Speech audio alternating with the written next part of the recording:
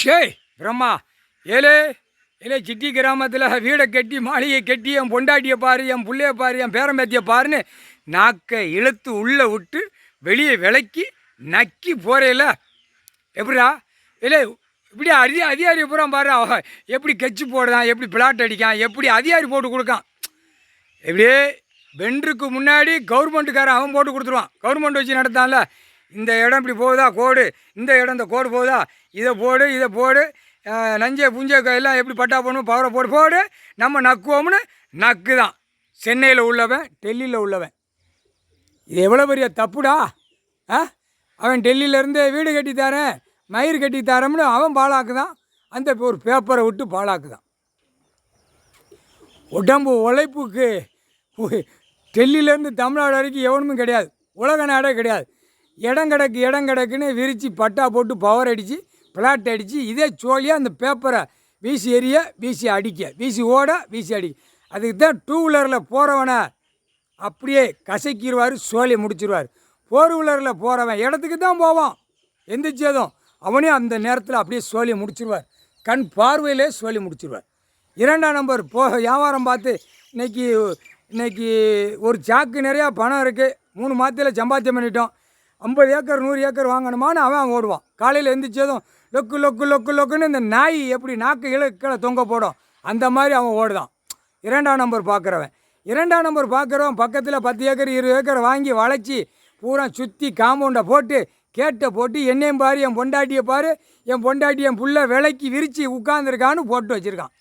இல்லை நல்லா கேட்டுக்கோங்கடா, நீ பார்க்குறதே 2ஆம் நம்பர் பார்க்க. இது கேள்வி எப்படி கேள்வி எடுப்பாருன்னு உனக்கு தெரியாது. அந்த நேரம் எடுப்பார், இப்போ லேசாக விட்டுருவார். பயப்படுதானா பயப்புள்ளையான்னு அந்த கணக்கு. இந்த தரையில் என்ன விளைஞ்சிச்சு, நீ ஏன்டா 5 அடியில் இருக்க, உன் பொண்டாட்டி ஒரு 5 அடியில் இருக்கா, படுக்கிறதுக்கு உருண்டு போகிறதுக்கு உன் பொண்டாட்டி பிள்ளை உருண்டு வேலை பார்க்குறதுக்கு எவ்வளோ வேடம் வேணும்னு கேட்காரு. பாலாக்குது கடை நான் பூமியை கொடுத்துருக்கேன் காமுட்டா பேல.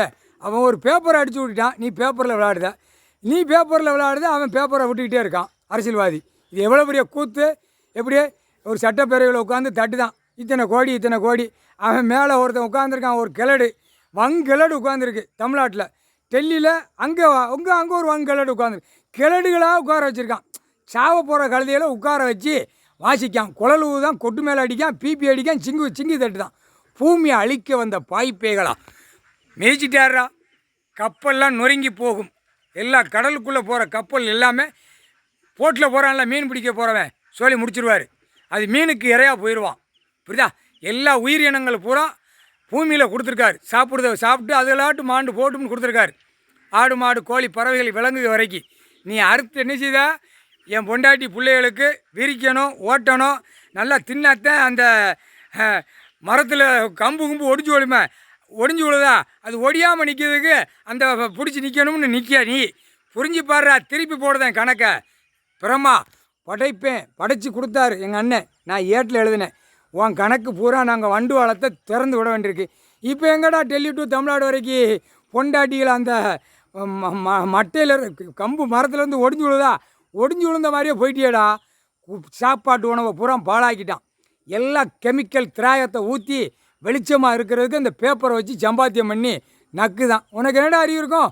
முட்டாப்பேகளா காமுட்டாப்பேல அறியட்ட முட்டாப்பேல ஆணும் பெண்ணும் சுரட்டி மண்டை மாதிரி வச்சுருக்கான். ஆணும் பெண்ணும் வீடு கட்டியிருக்கான். என் வீடை பாரு, என் மாளிகை பாரு, மேலே மிங்கி கீழேமா தூக்கி பார்க்க வருவான். 30 வீரர்கள் குறுக்கெலும்பு ஒடிச்சு விட்ருவான். அப்படியே ஆதார கார்டில் உன் வீட்டு வாரிசை அப்படியே ஒரு குட்டுப்பு லத்திட்ட 3/4 சத்தியம்.